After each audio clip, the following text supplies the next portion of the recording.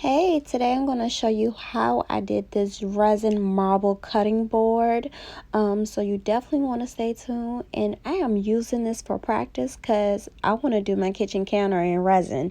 So we'll see how this go. And all right, keep watching. Turn me up.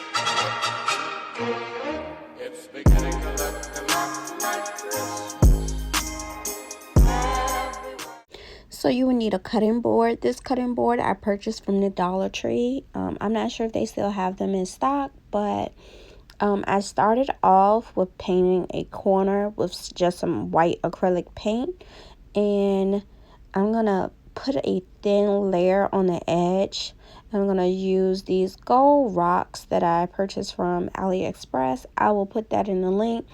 And I do know that because of shipping, it's taking a little bit longer. So I will try to find something similar also on Amazon and provide that link in the description box below.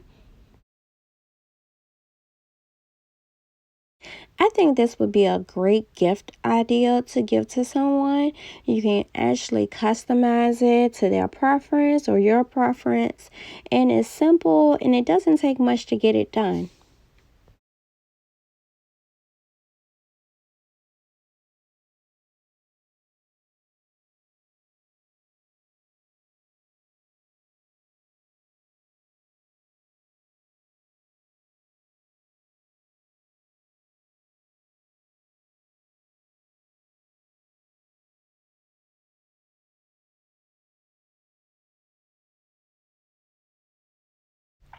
So now that I cleaned the edge up, I'm gonna pour a layer of resin over top of the rocks.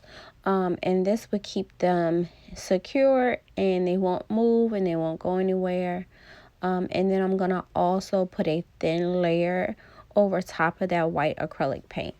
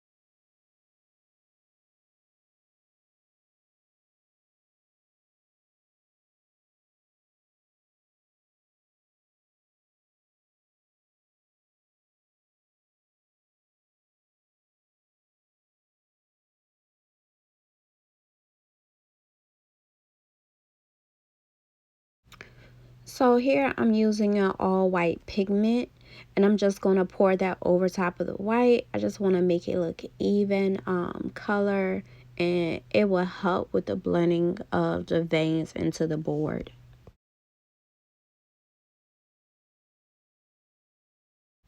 Now I'm going to use two different grays. One is close to black and then this graphite gray.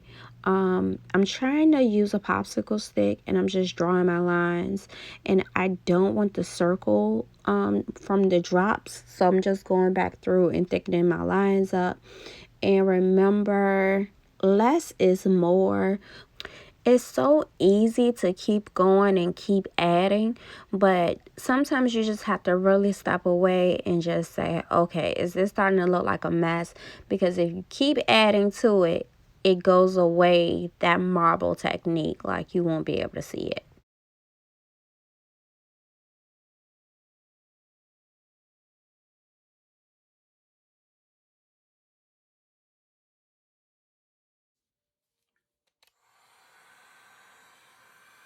Here I'm using my heat gun to just blow over it and to kind of blur those lines out.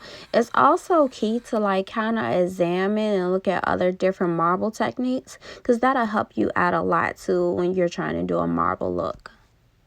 And so I'm just going back in and adding a few more lines and maybe darkening up some other lines.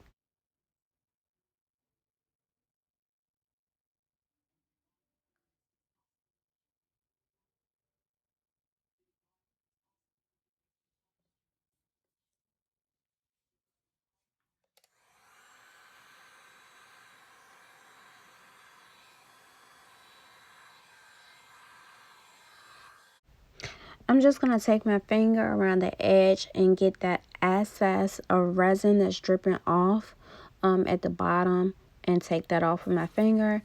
But you can prevent that by adding masking tape to the bottom.